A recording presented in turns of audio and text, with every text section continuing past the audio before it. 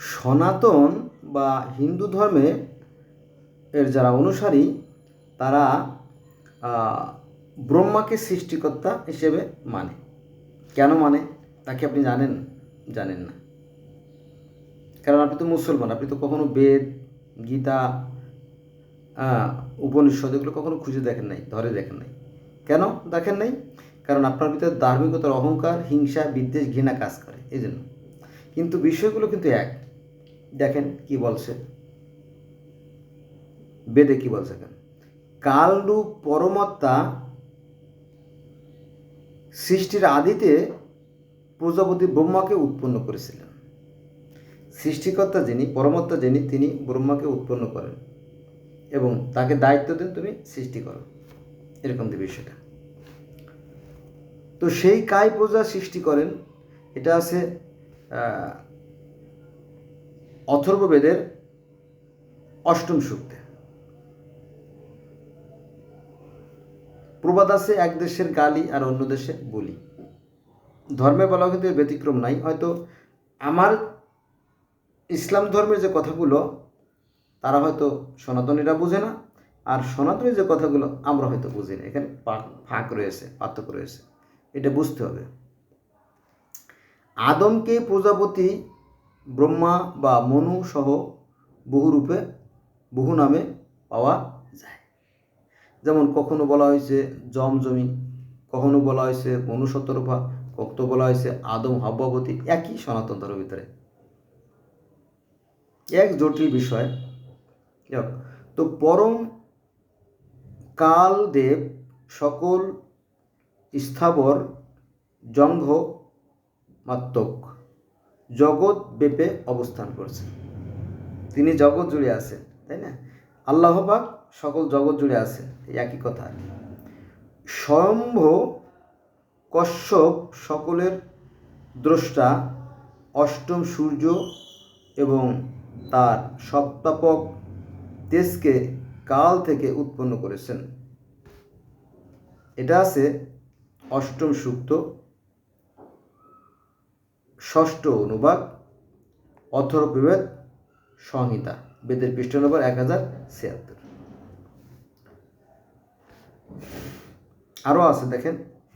আমরা জানি যে, আমরা যারা মুসলমান, আমরা জানি আল্লাহ 7 তবক আসমান এবং 7 তবক জমিন জুড়ে রয়েছেন এবং তিনি সৃষ্টি করেছেন। তিনি সৃষ্টি করেছেন মানে কি? তিনি সর্বত্রই আছেন, সেটা আর কি। আল্লাহ এক নাম আল জাহের আর আরেক নাম আল বাতেন, অর্থাৎ স্রষ্টা আল্লাহ সর্বোচ্চ বিরাজমান।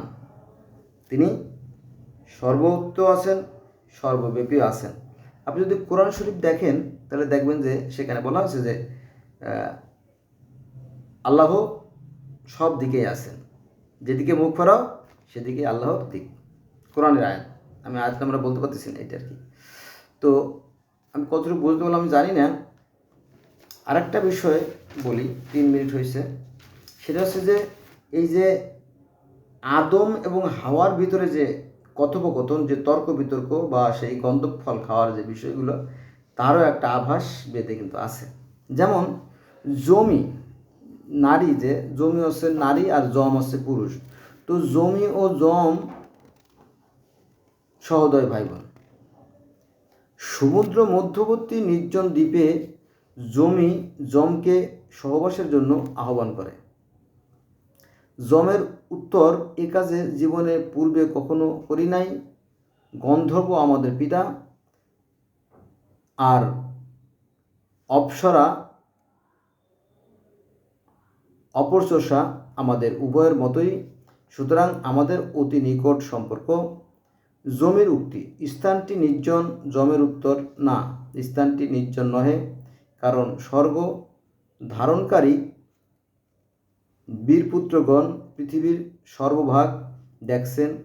যমি বলছে, যম তুমি আমার স্বামীর মতোই, এসো সহবাস করি, অর্থাৎ মিলন করি। যমের উত্তর, না না, এখানে আমি সর্বত্র দেবতাদের উপস্থিতি, তারা কখনোই চক্ষু বন্ধন করে না। তুমি জমিকে অন্য কারো সাথে মিলিত হতে বলো। জমি বলছে, তুমি কেমন ভাই, বোনের কষ্ট বোঝো না? জমি বলছে, হায় যম, তুমি ভীষণ দুর্বল পুরুষ। এটা আছে ঋগ্বেদের নবম মণ্ডলে। অর্থাৎ এই যে কোরআনে আদম এবং হাওয়ার সাথে যে একটা দ্বন্দ্ব হয়েছিল, সেটা যে কী বিষয় নিয়ে সেই জিনিসটা স্পষ্ট বোঝা যায় না। কেউ বলে তাদের উন্মুক্ত যৌবন, সেই কথাটা এখানে চলে আসছে। আবার কোরআনে আছে সাজারা, যার বাংলা অর্থ বৃক্ষ। এখন সেই বৃক্ষটা যে কী সেটা আবার কোরআনে নাই। সেখানে আমরা যারা মুসলমান তারা জানি যে গন্ধব ফল, এই গন্ধব শব্দটা আবার কোরআনে নাই। এক জটিল গোলক ধাঁধা, আমি আপনাদেরকে বুঝতে পারলাম না, কারণ টুকরো টুকরো করে কথাগুলো বলছি। তো শেষে মূল কথাটা বলি, সেটা হচ্ছে যে কোরআনে যে সমস্ত কাহিনীগুলো আছে সেই একই কাহিনী বেদে আছে, তবে কোরআনটা শর্টকাট করে একটু করা, এই আর কিছু না। আমি অনুরোধ করবো যে আসেন আমরা ধর্ম নিয়ে বাড়াবাড়ি না করি, আমরা সবাই সভ্য হই, এবং পৃথিবীর প্রত্যেকটা মানুষ যদি আমরা এক হয়ে যেতাম তাহলে পৃথিবীটা আরও সুন্দর, আরও উপভোগ্য হতো। ধন্যবাদ সবাইকে।